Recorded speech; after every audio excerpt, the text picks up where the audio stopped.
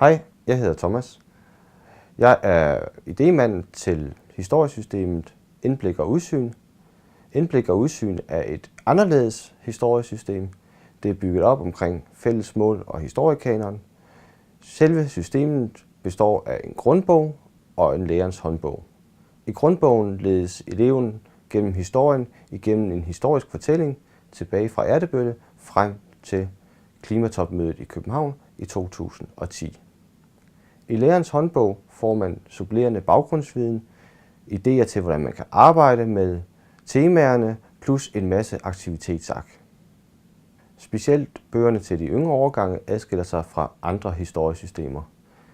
Bøgerne er mindre, sideantalsmæssigt, og teksten kan virke kort. Det er et helt bevidst valg fra vores side. Vi vil gerne have, at eleverne selv kan læse teksten og bliver inspireret af en meget, meget flot billedside. Læreren kan så supplere elevernes viden gennem den faglige baggrundsviden, som man finder i lærerens håndbog.